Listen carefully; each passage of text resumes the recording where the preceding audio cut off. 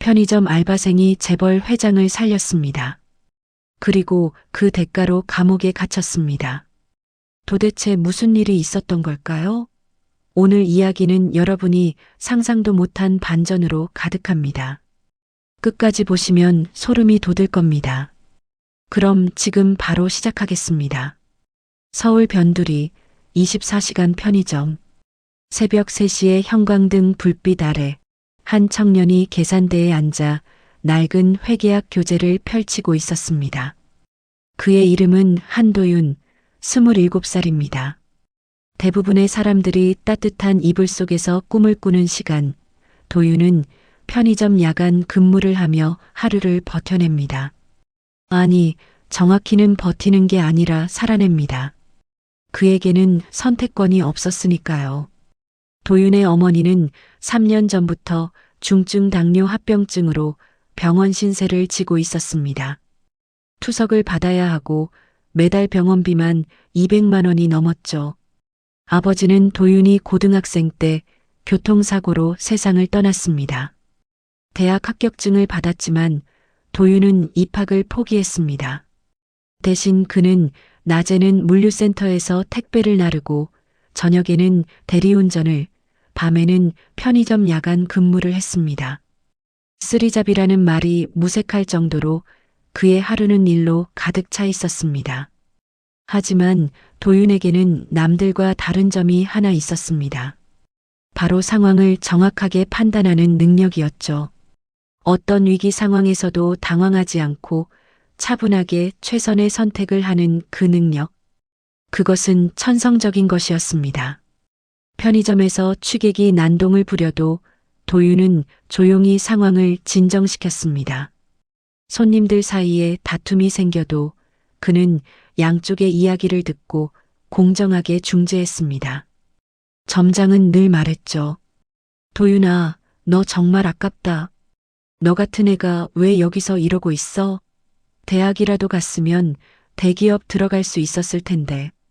도윤은 항상 같은 대답을 했습니다. 괜찮습니다, 점장님. 지금도 배우는 게 많아요. 그리고 언젠가는 기회가 오겠죠. 언젠가는. 하지만 그 언젠가가 정말 올지 도윤은 확신하지 못했습니다. 새벽 4시 편의점에는 손님이 거의 없었습니다. 도윤은 회계약 교재를 펼치고 공부를 시작했습니다.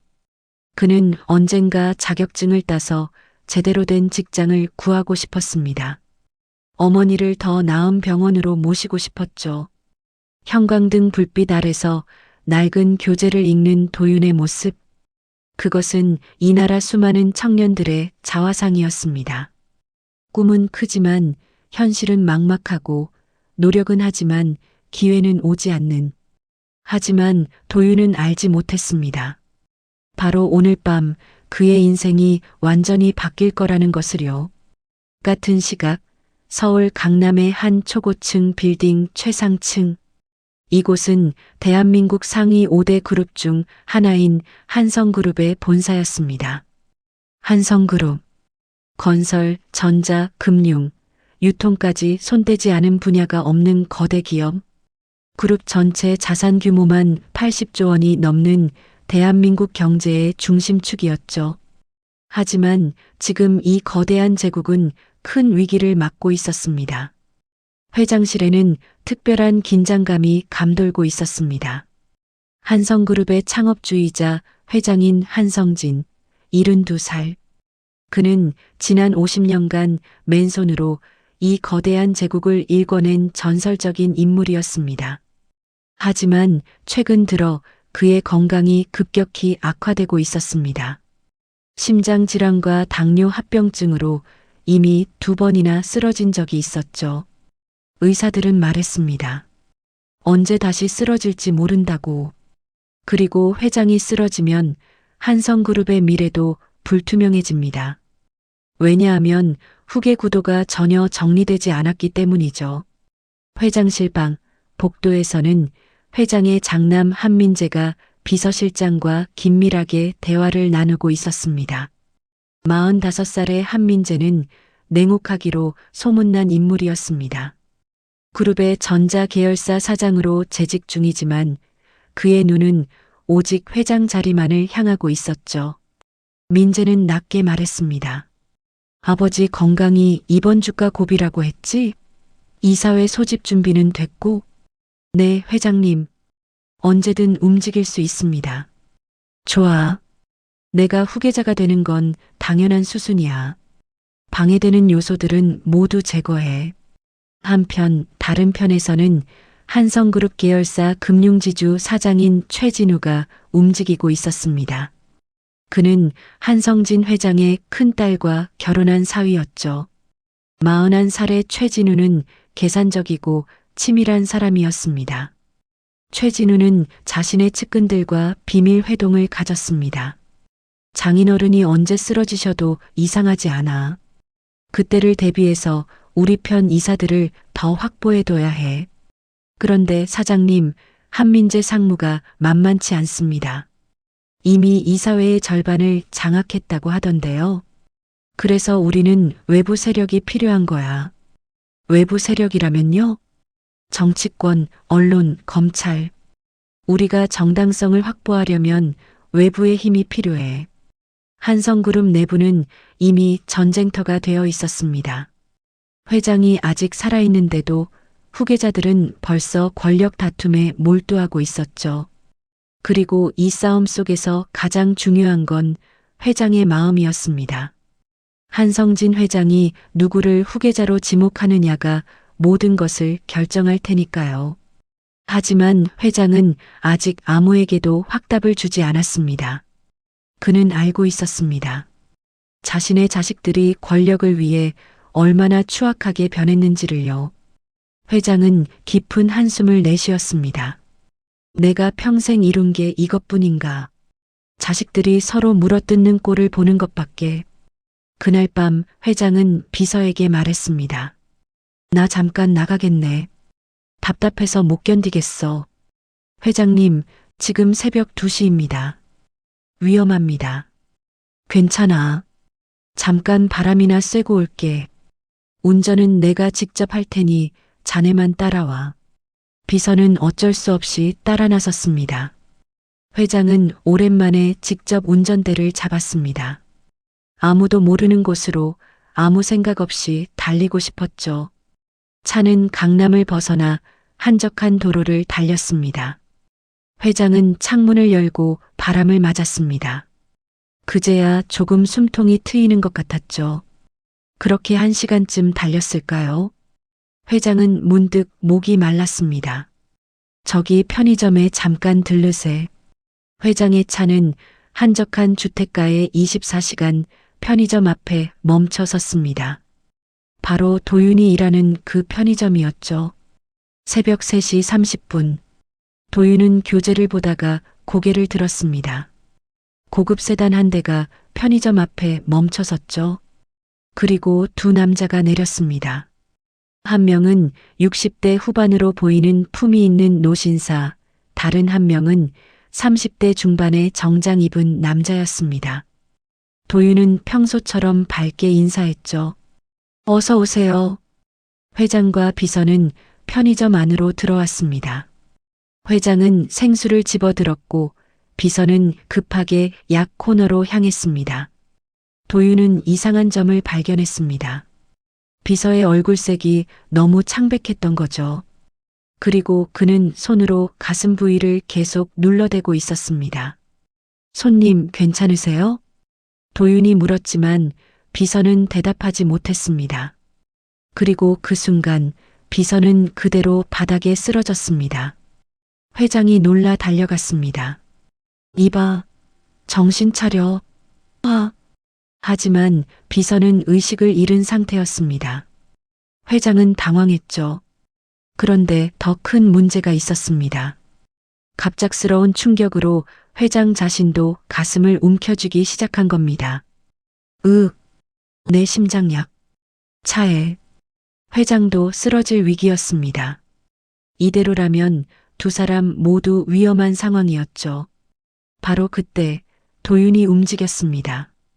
도윤은 단 1초도 망설이지 않았습니다. 먼저 비서에게 다가가 맥박을 확인했습니다. 매우 미약했죠. 심정지 직전이었습니다. 도윤은 즉시 119에 전화를 걸었습니다. 여기 서울시 마포구 성산동 24시 편의점입니다. 50대 남성 심정지 의심, 그리고 70대 남성 협심증 발작 의심. 빨리 와주세요. 그리고 도윤은 쓰러진 비서에게 심폐소생술을 시작했습니다. 정확한 위치, 정확한 강도로. 도윤은 예전에 소방서에서 진행한 무료 응급처치 교육을 받은 적이 있었죠. 그때 배운 것을 정확하게 실행했습니다.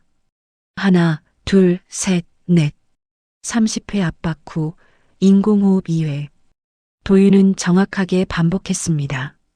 동시에 회장에게 말했습니다. 손님, 차 키 어디 있습니까? 심장약이 차에 있다고 하셨죠? 주머니. 회장은 가까스로 대답했습니다. 도윤은 재빨리 회장의 주머니에서 키를 꺼내 차로 달려갔습니다. 차 안을 뒤져 약통을 찾았고 다시 뛰어와 회장에게 건넸죠. 이거 맞습니까? 혀 밑에 넣으세요. 천천히요. 회장은 떨리는 손으로 약을 혀 밑에 넣었습니다. 협심증 발작에는 니트로글리세린 설화정이 필요했고 도윤은 그것을 알고 있었습니다. 그리고 도윤은 다시 비서에게 돌아가 심폐소생술을 계속했습니다. 땀이 비오듯 흘러내렸지만 그는 멈추지 않았죠. 5분 후 구급차가 도착했습니다. 구급대원들이 뛰어내렸고 도윤은 상황을 간결하게 설명했습니다. 이분은 심정지로 쓰러지셔서 5분간 심폐소생술 시행했습니다. 맥박은 돌아온 것 같고요. 저분은 협심증 발작으로 니트로글리세린 투여했습니다. 구급대원들은 놀랐습니다. 완벽한 응급처치였거든요. 잘하셨습니다. 당신이 아니었으면 두 분 다 위험했을 거예요. 비서와 회장은 병원으로 실려갔습니다. 회장은 들것에 실리기 직전 도윤을 바라봤습니다. 그리고 도윤은 그때 말했습니다. 너무 걱정하지 마세요. 사람을 살리는데 신부는 필요하지 않습니다. 누구든 살아야죠. 회장의 눈이 크게 떠졌습니다. 그 한마디가 그의 가슴 깊은 곳을 파고들었습니다. 사람을 살리는데 신부는 필요하지 않다. 누구든 살아야 한다. 구급차는 사이렌을 울리며 떠났고 도윤은 다시 편의점으로 돌아왔습니다. 바닥에 흩어진 물건들을 정리하고 다시 계산대에 앉았죠. 도윤은 깊게 한숨을 쉬었습니다. 휴, 놀랐네. 그래도 다행이다. 살아나셨으면 좋겠는데. 도윤은 그게 끝이라고 생각했습니다. 그저 위급한 상황에서 당연한 일을 했을 뿐이라고 생각했죠. 하지만 그것은 시작이었습니다. 3일 후 서울중앙병원 특실. 한성진 회장은 침대에 누워 있었습니다. 비서도 옆 병실에서 회복 중이었죠. 두 사람 모두 생명에는 지장이 없었습니다. 의사는 말했습니다. 회장님, 정말 다행입니다. 그 청년이 정확한 응급처치를 하지 않았다면 비서님은 뇌사 상태가 됐을 겁니다. 그리고 회장님도 심근경색으로 이어질 뻔했고요. 회장은 그날 밤을 떠올렸습니다. 편의점의 형광등 아래 땀을 흘리며 사람을 살리던 그 청년. 그리고 그가 했던 말. 사람을 살리는데 신부는 필요하지 않습니다. 회장은 비서실장을 불렀습니다. 그 청년을 찾아봐. 편의점 주소는 알지? 네, 회장님. 바로 조사하겠습니다. 이틀 후 비서실장은 도윤에 대한 모든 정보를 가져왔습니다. 한도윤, 27세. 편의점 야간 알바, 물류센터 택배 분류, 대리운전 기사. 쓰리잡으라며 어머니 병원비를 버는 청년. 회장은 보고서를 읽으며 깊은 감명을 받았습니다. 이런 상황에서도 포기하지 않고 살아가는구나. 그리고 남의 목숨까지 구하다니. 회장님, 어떻게 하시겠습니까? 내가 직접 만나겠네. 감사 인사를 제대로 하고 싶어. 회장은 결심했습니다. 이 청년을 자기 집으로 초대하기로요. 일주일 후 도윤은 편의점에서 평소처럼 일하고 있었습니다. 그런데 갑자기 고급 세단 한 대가 편의점 앞에 멈춰 섰습니다. 정장을 입은 남자가 내려 편의점 안으로 들어왔습니다. 한도윤 씨 맞으십니까? 네, 네, 맞는데요. 저는 한성그룹 비서실에서 나왔습니다. 회장님께서 직접 만나고 싶어 하십니다. 한성그룹? 회장님? 도윤은 이해가 되지 않았습니다. 한성그룹이라면 대한민국 5대 그룹 중 하나인데 왜 자신을 찾는 걸까요? 비서실 직원은 설명했습니다. 일주일 전 이 편의점에서 쓰러진 두 사람을 기억하십니까? 그중 한 분이 저희 회장님이셨습니다. 아, 그분이 한성그룹 회장님이셨어요? 네. 회장님께서 직접 감사 인사를 드리고 싶어 하십니다. 이번 주말 시간 되시면 회장님 댁으로 초대하고 싶다고 하시는데요. 도윤은 당황했습니다. 재벌 회장의 집에 초대받다니 상상도 못한 일이었죠. 저 같은 사람이 가도 되는 건가요? 회장님께서 꼭 뵙고 싶어 하십니다. 부담 가지지 마시고 편하게 오시면 됩니다. 도윤은 고민했지만 거절할 이유도 없었습니다. 그래서 그는 초대를 받아들였죠. 그렇게 도윤은 평생 가보지 못할 것 같던 재벌가의 세계로 발을 들이게 됩니다. 주말 서울 성북동 한성그룹 회장 사저. 거대한 대문을 지나 안으로 들어서자 드넓은 정원과 고풍스러운 한옥이 펼쳐졌습니다. 도윤은 긴장한 채로 차에서 내렸습니다. 안내를 받아 회장이 기다리는 거실로 향했죠. 거실에는 한성진 회장이 앉아 있었습니다. 그를 보자 회장은 밝게 웃으며 일어났습니다. 오, 왔군. 어서 오게. 편하게 앉아. 회장님, 그때 괜찮으셨습니까? 자네 덕분에 살았네. 의사가 그러더군. 자네가 아니었으면 나도, 내 비서도 위험했을 거라고. 아닙니다. 당연한 일을 했을 뿐입니다. 당연한 일이라. 요즘 세상에 당연한 일을 하는 사람이 얼마나 되겠나? 회장은 도윤을 유심히 바라봤습니다. 그리고 물었죠. 자네, 지금 일이 세 개라고 들었네. 힘들지 않나? 괜찮습니다.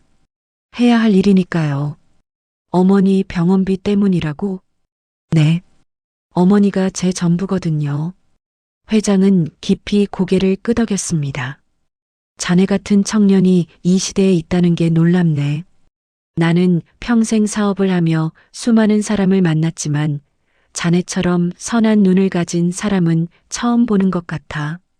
과찬이십니다. 아니야. 내 눈은 틀리지 않아. 바로 그때 거실 문이 열리며 몇 명의 사람들이 들어왔습니다. 한성그룹의 핵심 인물들이었죠. 장남 한민재, 사위 최진우, 그리고 몇몇 임원들.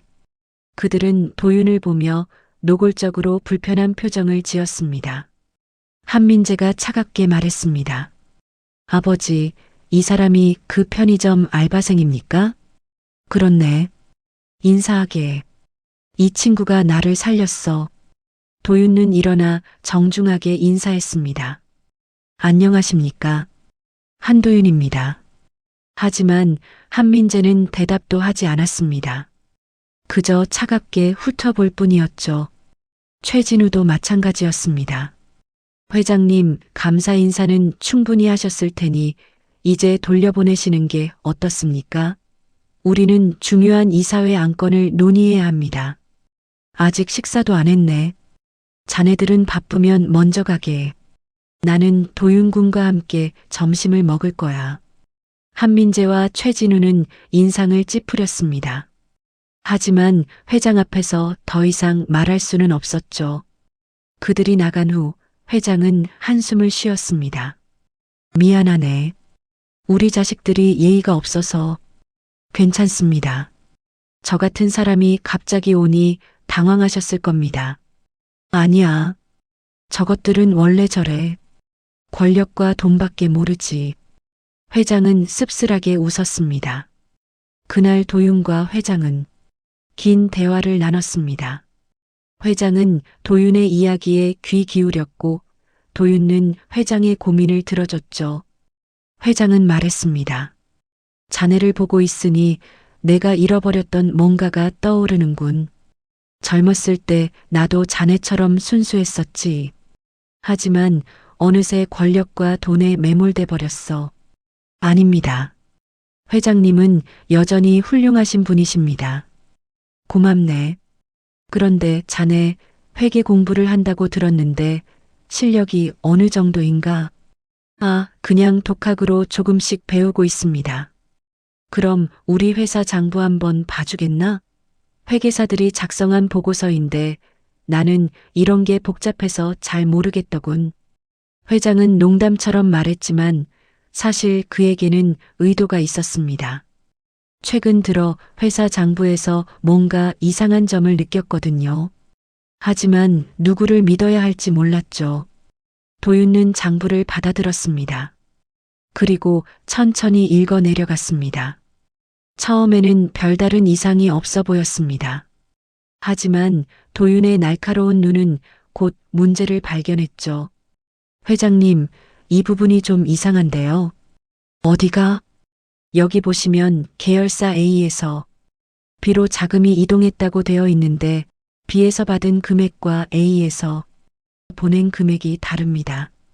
차액이 약 30억 원 정도 되는데요. 뭐라고? 30억? 네. 그리고 이 차액이 어디로 갔는지 기록이 없습니다. 또 여기 이 부분도 마찬가지예요. 분기별로 계속 비슷한 패턴으로 돈이 사라지고 있어요. 회장의 얼굴이 굳어졌습니다. 얼마나 되나? 대충 계산해 보니 지난 2년간 약 500억 원 정도가 흔적 없이 사라진 것 같습니다. 500억이라고? 회장은 충격을 받았습니다. 누군가 자신을 속이고 있었던 겁니다. 그것도 2년 동안이나. 도윤은 조심스럽게 말했습니다.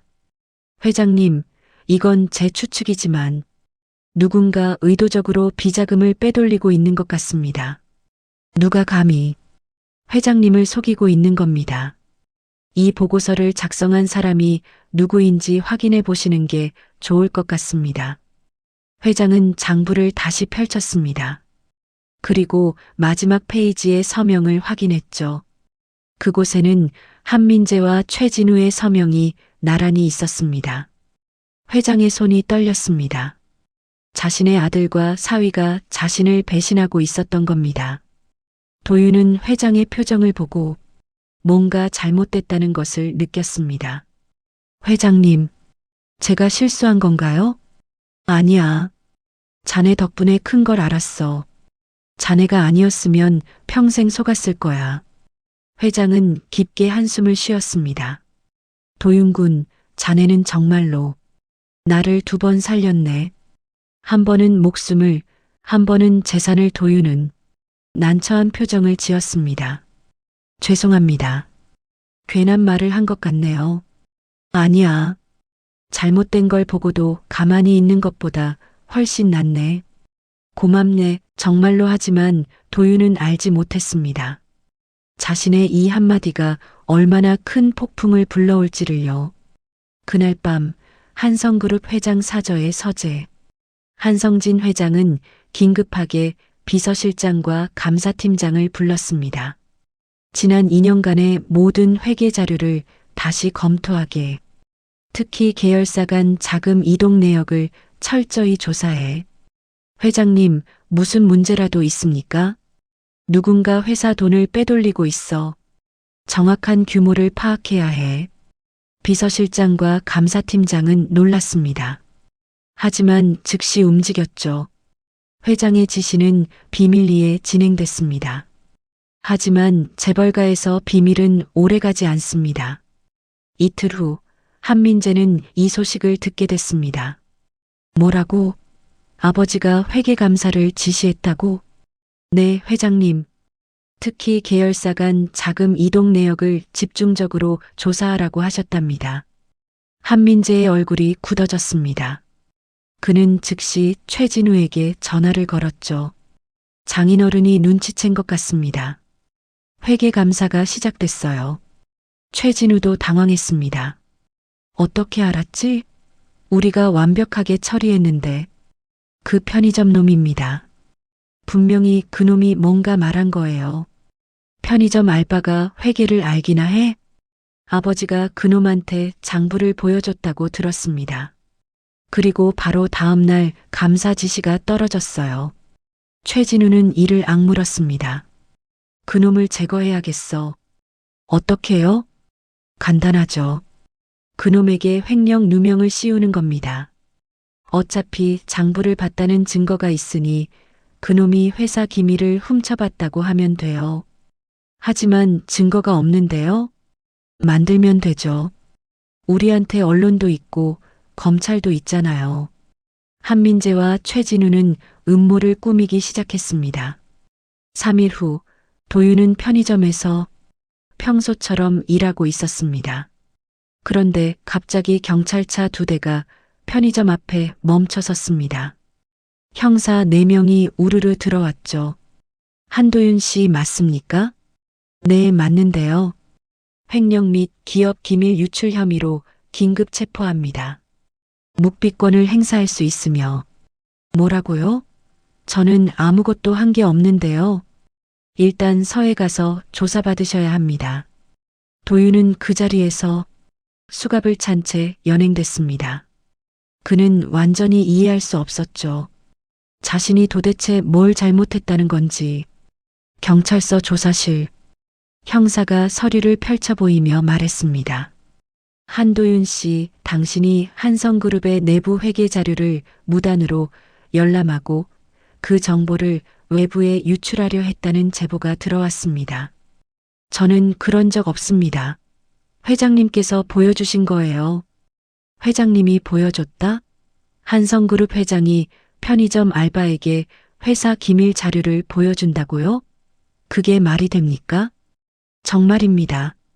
회장님께 직접 물어보시면. 회장님은 현재 건강 악화로 입원 중이십니다.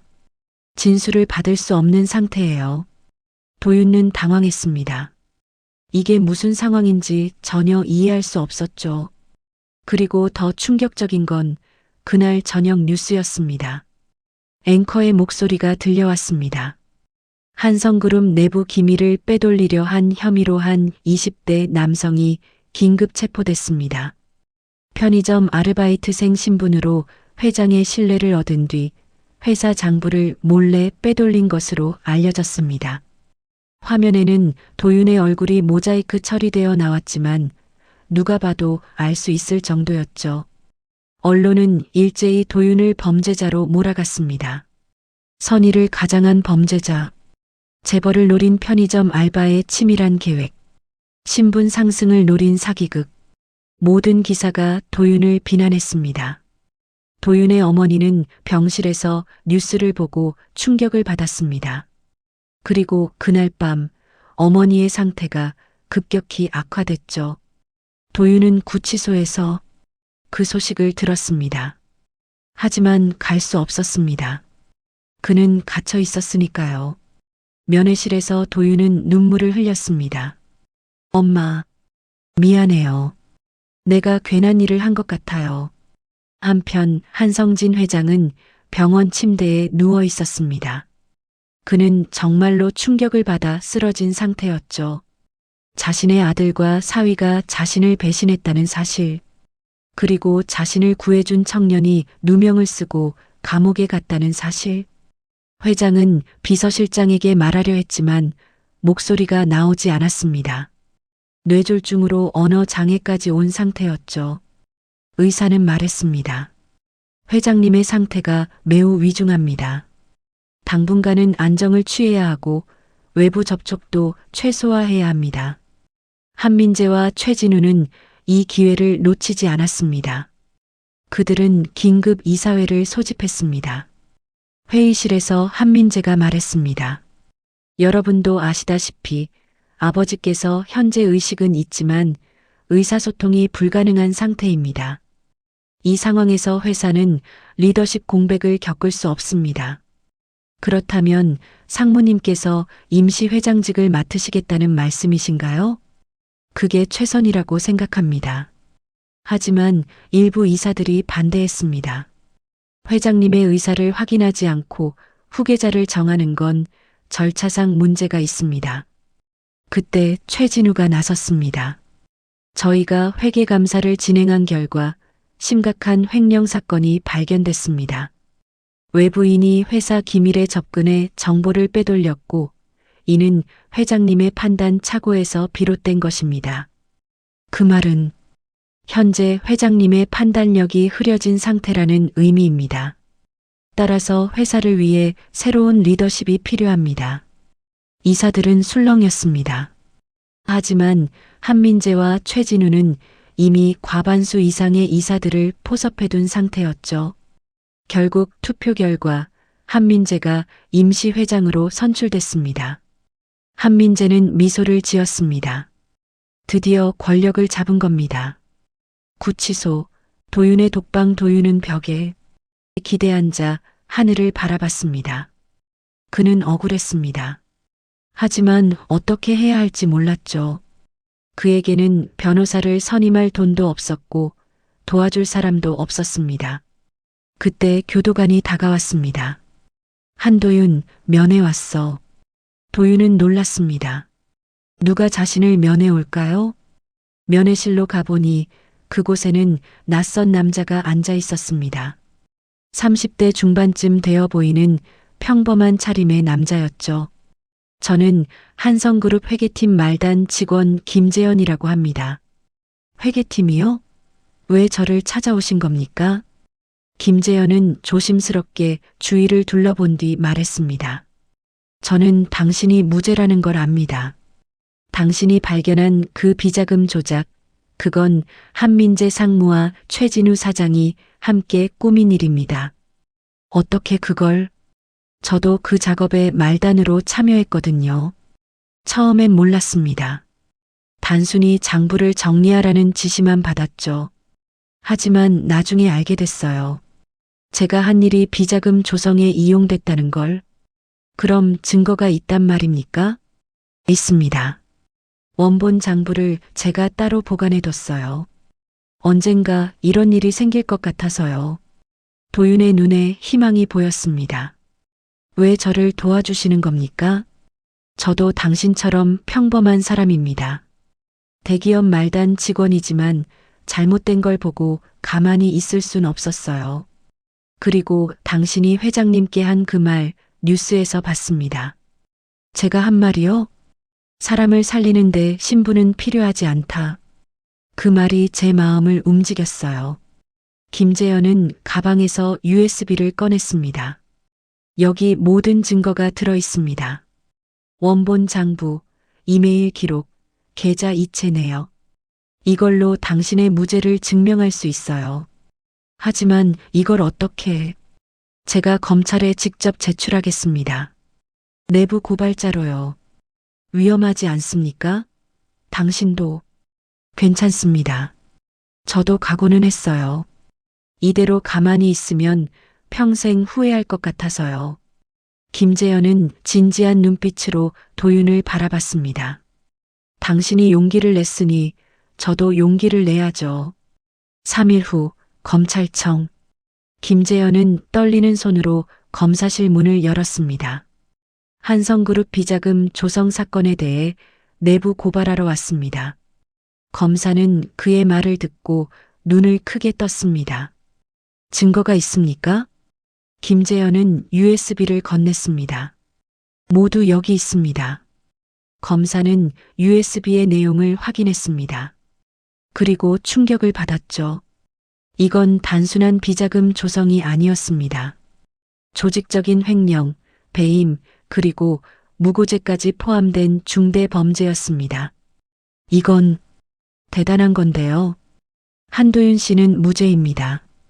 오히려 비리를 발견한 사람이에요. 한민재와 최진우가 자신들의 범죄를 은폐하기 위해 그를 희생양으로 만든 겁니다. 검사는 즉시 수사팀을 구성했습니다. 동시에 한성그룹 본사의 CCTV 기록도 확보했습니다. 그리고 결정적인 장면이 발견됐죠. 한민재가 회계 자료를 조작하는 장면. 최진우가 비자금을 빼돌리기 위해 직원들에게 지시하는 장면. 모든 증거가 확보됐습니다. 일주일 후 새벽, 한성그룹 본사와 한민재의 자택, 최진우의 자택에 동시에 검찰 수사관들이 들이닥쳤습니다. 한민재 씨, 최진우 씨, 특정경제범죄 가중처벌법상 배임, 횡령 혐의로 긴급 체포합니다. 이게 무슨... 두 사람은 수갑을 찬 채 연행됐습니다. 언론은 발칵 뒤집혔죠. 한성그룹 총수 일가 비리 적발. 편의점 알바생 누명. 진짜 범인은 재벌 2세. 500억대 비자금 조성 의혹. 모든 언론이 이 사건을 대대적으로 보도했습니다. 그리고 도윤은 즉시 석방됐습니다. 구치소문을 나서는 도윤. 그는 자유의 공기를 마시며 깊게 숨을 들이쉬었습니다. 김재현이 그를 기다리고 있었습니다. 고생하셨습니다. 아니에요. 제가 감사드려야죠.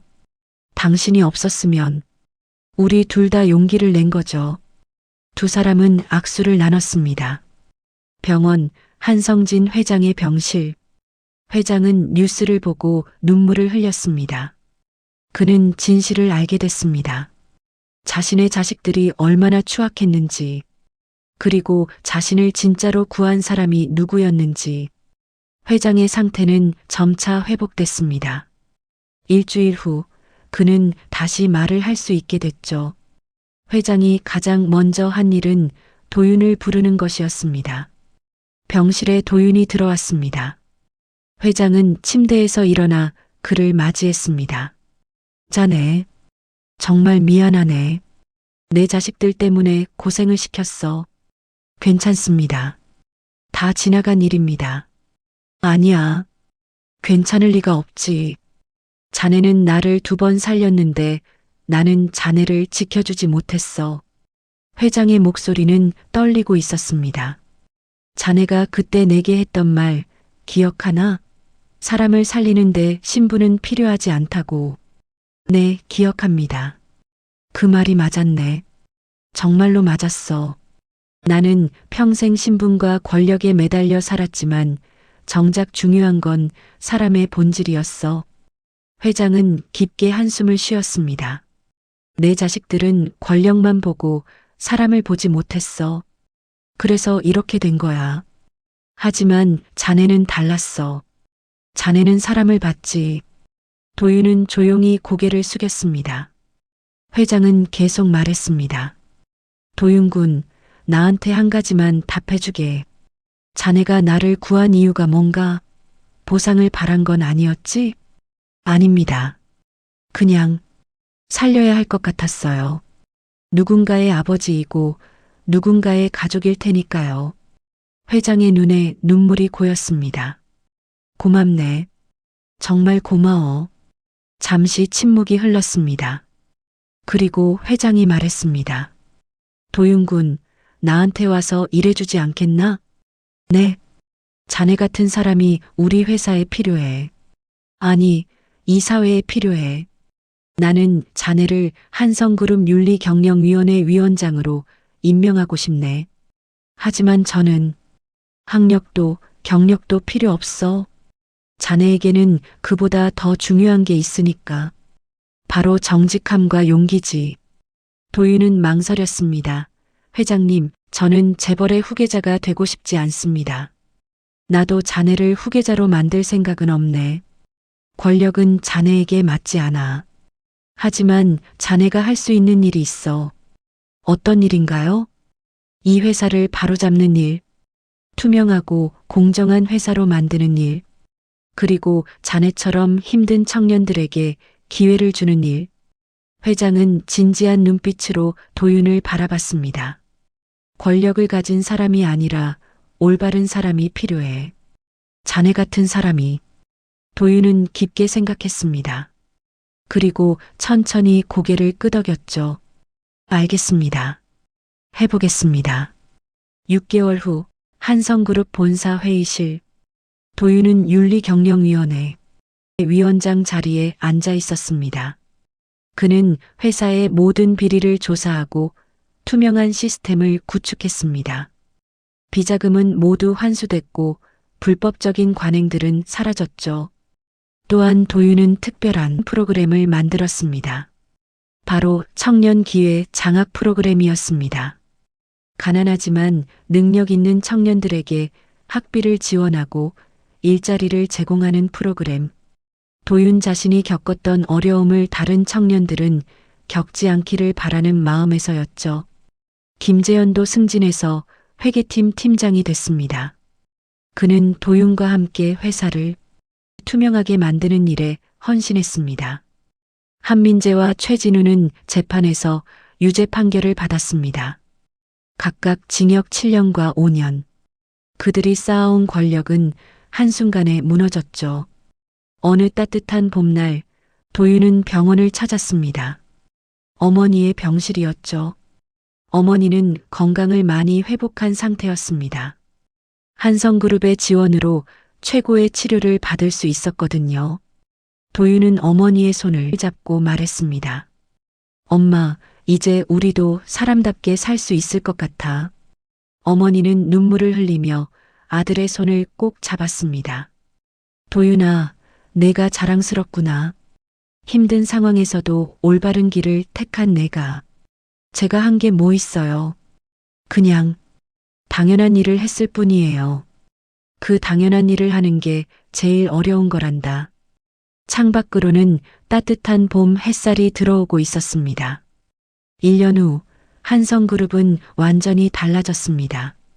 투명 경영으로 오히려 주가가 올랐고 사회적 평판도 크게 개선됐죠.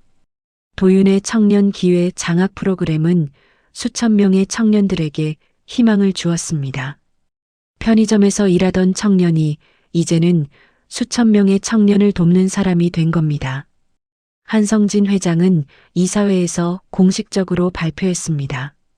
나는 한성그룹을 가족 소유의 재벌에서 공공의 기업으로 전환하겠습니다. 후계자는 능력 있는 전문 경영인이 맡을 것이며 창업 일가는 경영에서 손을 떼겠습니다.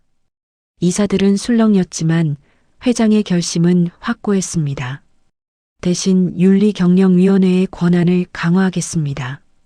이 회사가 다시는 과거의 잘못을 반복하지 않도록요. 회의가 끝난 후 회장은 도윤을 불렀습니다. 도윤군, 자네 덕분이네. 자네가 아니었으면 나는 평생 잘못된 길을 걸었을 거야. 제가 한 건 별로 없습니다. 회장님이 스스로 결정하신 거예요. 아니야. 자네의 그 한마디가 모든 걸 바꿨어. 사람을 살리는데 신분은 필요하지 않다. 그 말을 듣는 순간 나는 깨달았지. 내가 평생 잘못 살아왔다는 걸.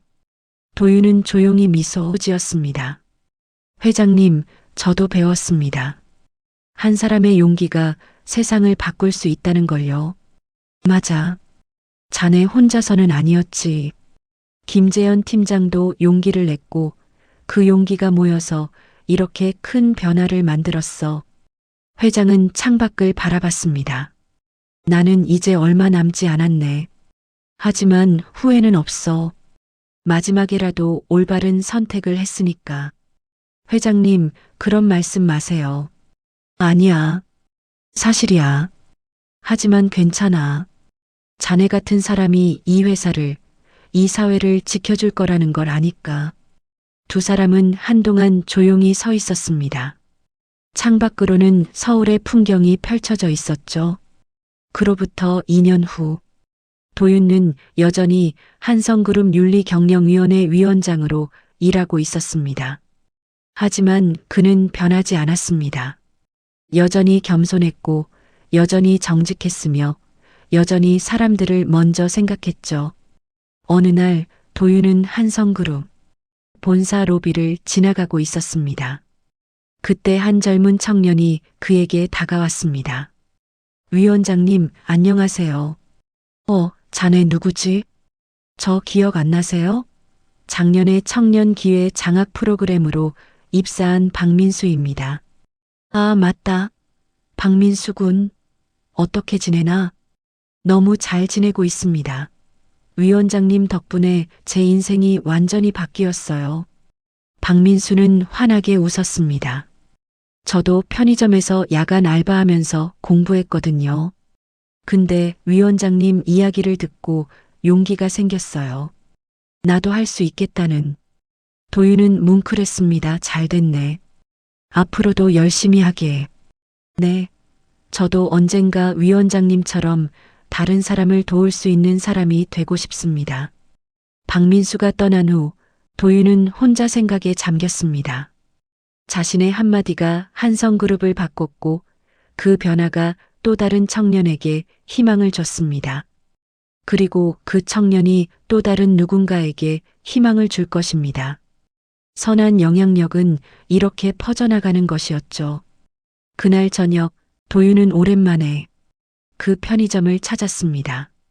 자신이 일하던 바로 그 편의점이었죠.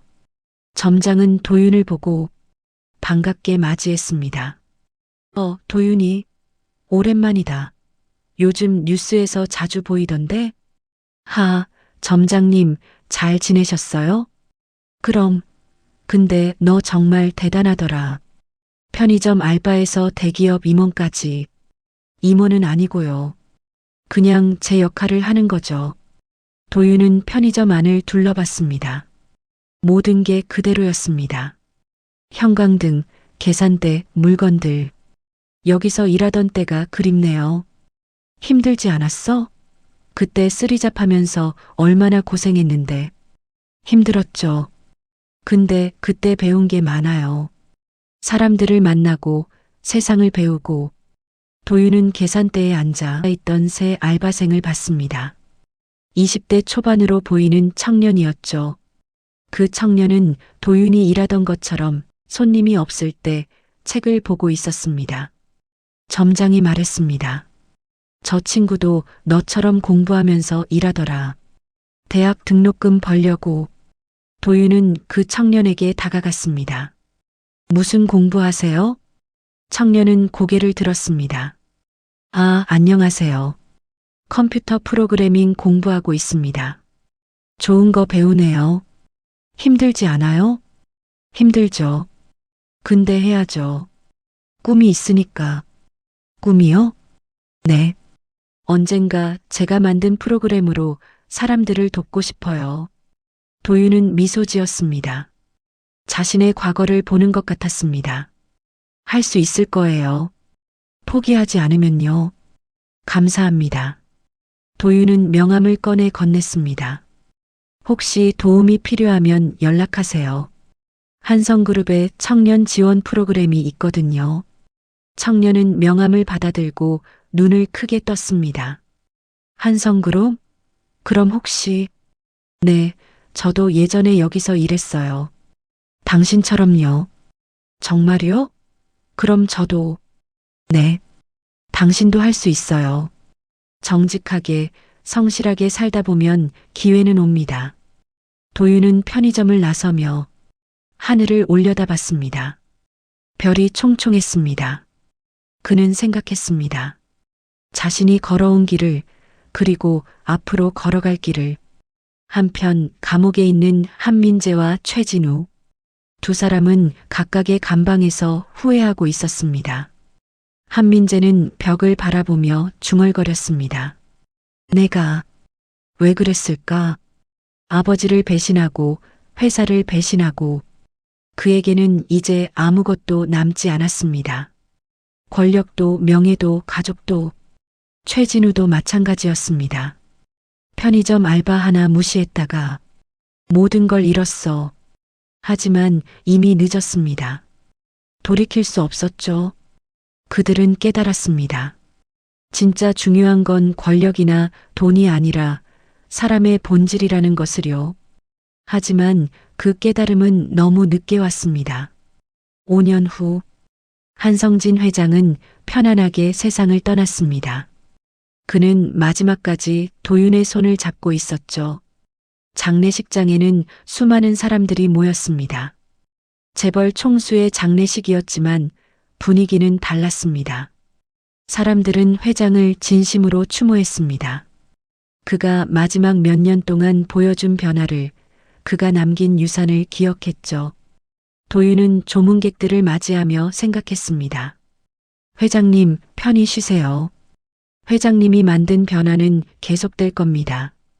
장례식이 끝난 후 회장의 유언장이 공개됐습니다. 회장은 자신의 개인 재산 대부분을 사회에 환원했습니다. 청년지원재단, 의료복지재단, 교육장학재단, 그리고 마지막 문장이 있었습니다. 내 인생을 2번 구해준 한도윤에게, 자네가 내게 가르쳐준 것을 세상에 전해주게, 사람을 살리는데 신분은 필요하지 않다는 것을. 도윤은 유언장을 읽으며 눈물을 흘렸습니다. 10년 후 한성그룹은 대한민국에서 가장 존경받는 기업이 됐습니다. 투명 경영과 사회 공헌으로 모범이 됐죠. 도윤은 여전히 윤리경영위원회 위원장으로 일하고 있었습니다. 하지만 이제 그의 영향력은 한성그룹을 넘어섰습니다. 그는 책을 썼습니다. 평범한 한마디가 세상을 바꾼다라는 제목의 책이었죠. 그 책에는 자신의 이야기가, 김재현의 이야기가, 그리고 수많은 평범한 사람들의 용기가 담겨 있었습니다. 책은 베스트셀러가 됐고 많은 사람들에게 영감을 줬습니다. 어느 날 도윤은 강연 요청을 받았습니다. 대학생들 앞에서 강연을 해달라는 거였죠. 강연장에는 수백 명의 학생들이 모였습니다. 도윤은 단상에 올라 말을 시작했습니다. 여러분, 저는 특별한 사람이 아닙니다. 10년 전까지만 해도 편의점에서 야간 알바를 하던 평범한 청년이었죠. 학생들은 집중해서 듣고 있었습니다. 하지만 저는 한 가지를 믿었습니다. 올바른 일을 하면 언젠가 좋은 결과가 온다는 것을요. 도윤은 계속 말했습니다. 제가 재벌 회장을 살린 건 영웅이 되려고 한 게 아닙니다. 그냥 사람이 쓰러졌으니 살려야 한다고 생각했을 뿐이에요. 회장님께 비자금 조작을 말씀드린 것도 정의감 때문이 아니었습니다. 그냥 잘못된 걸 보고 가만히 있을 수 없었을 뿐이죠. 여러분도 할 수 있습니다. 특별한 능력이 필요한 게 아니에요. 그냥 올바른 일을 하면 됩니다. 한 학생이 손을 들었습니다. 그런데 위원장님, 올바른 일을 하다가 손해보면 어떡하죠? 실제로 위원장님도 감옥에 갇히셨잖아요. 도윤은 미소 지었습니다. 맞아요. 저도 감옥에 갔었죠. 그때는 정말 힘들었어요. 모든 게 끝난 줄 알았고요. 그럼 후회하지 않으세요? 단 한 번도 후회한 적 없습니다. 왜냐하면 저는 제가 옳은 일을 했다는 걸 알았으니까요. 강연장이 조용해졌습니다. 도윤은 힘주어 말했습니다. 여러분, 세상은 여러분이 생각하는 것보다 공정합니다.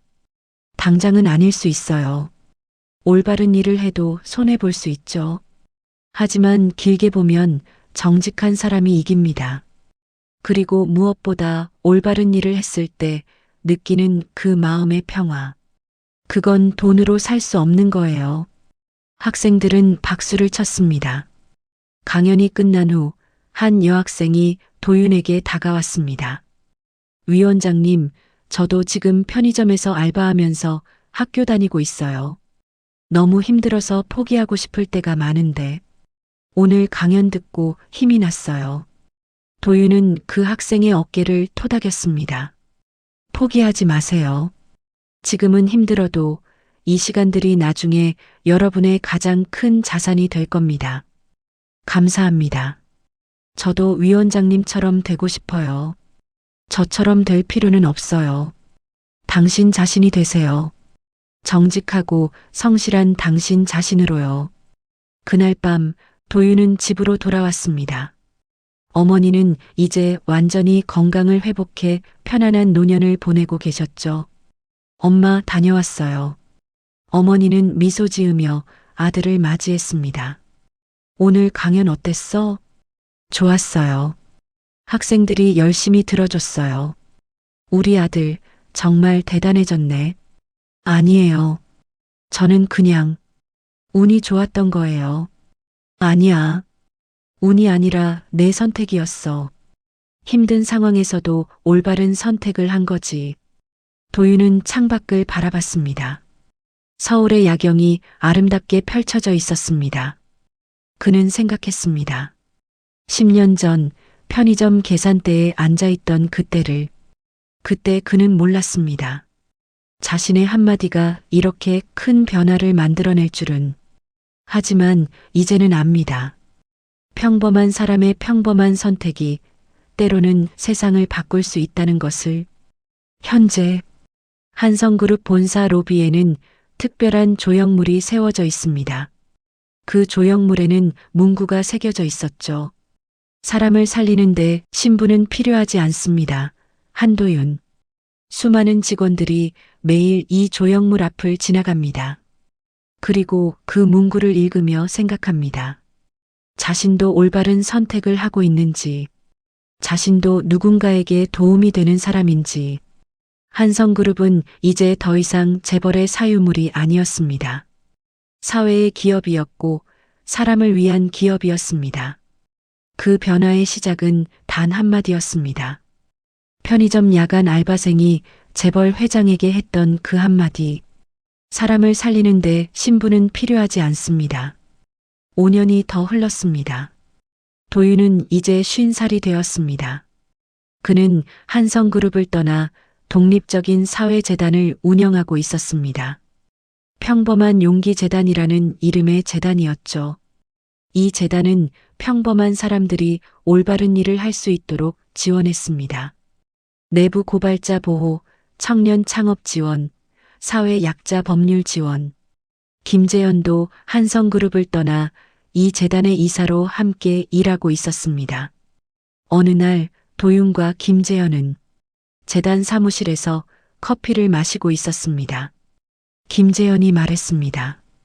도윤 씨, 우리 처음 만난 게 벌써 15년 전이네요. 그러게요. 시간 정말 빠르죠. 그때 제가 당신을 찾아가지 않았으면 어떻게 됐을까요? 글쎄요. 아마 저는 지금도 억울하게 감옥에 있었겠죠. 아니에요. 당신 같은 사람은 어떻게든 진실이 밝혀졌을 겁니다. 도윤은 웃었습니다. 김재현 씨도 그때 용기 내지 않았으면 우리 둘 다 여기 없었을 거예요. 우리 서로 도운 거죠. 맞아요. 그게 중요한 것 같아요. 혼자서는 안 되지만 함께하면 할 수 있다는 것. 두 사람은 창밖을 바라봤습니다. 그때 재단 직원이 들어왔습니다. 이사님, 새로운 케이스가 들어왔습니다. 대기업에서 부당해고당한 직원인데 내부 비리를 고발하려다가. 도윤은 서류를 받아들었습니다. 알겠습니다. 바로 검토해 볼게요. 직원이 나간 후 김재현이 말했습니다. 아직도 이런 일이 많네요. 네. 세상이 많이 바뀌었지만 아직 갈 길이 멀어요. 그래도 우리가 있잖아요. 맞아요. 우리가 있죠. 도윤은 서류를 펼쳤습니다. 그리고 그 사람을 돕기 위한 계획을 세우기 시작했습니다. 평범한 사람들의 용기를 지키는 것. 그것이 도윤의 인생 목표가 됐습니다. 그날 저녁 도윤은 오래된 편의점을 다시 찾았습니다. 하지만 편의점은 문을 닫은 상태였습니다. 건물 전체가 재건축에 들어간 거였죠. 도윤은 잠시 그 앞에 서서 추억에 잠겼습니다. 이곳에서 모든 게 시작됐습니다. 한 사람의 목숨을 구한 것이 결국 수많은 사람들의 삶을 바꿨습니다. 도윤은 생각했습니다. 만약 그날 밤 자신이 주저했다면? 만약 귀찮아서 119만 부르고 그냥 있었다면? 만약 회장에게 장부의 문제를 말하지 않았다면? 그랬다면 지금의 모든 것은 없었을 겁니다. 하지만 도윤은 행동했습니다. 올바른 일을 했습니다. 그리고 그 선택이 모든 것을 바꿨습니다. 도윤은 편의점 앞을 떠나며 혼잣말을 했습니다. 감사합니다. 이곳에서의 모든 시간들에게. 그리고 그는 앞을 향해 걸어갔습니다. 여전히 해야 할 일이 많았으니까요. 이 이야기는 여러분께 하나의 질문을 던집니다. 당신의 한마디는 무엇입니까? 우리 모두에게는 세상을 바꿀 수 있는 한마디가 있습니다. 그것은 거창한 연설이 아니어도 됩니다. 그냥 진심 어린 한마디면 충분합니다. 도윤의 사람을 살리는데 신부는 필요하지 않습니다처럼 당신도 할 수 있습니다. 올바른 일을 하십시오. 잘못된 것을 보면 말하십시오. 힘든 사람을 보면 도우십시오. 당장은 아무 일도 일어나지 않을 수 있습니다. 오히려 손해를 볼 수도 있습니다. 하지만 언젠가 그 한마디가 세상을 바꿉니다.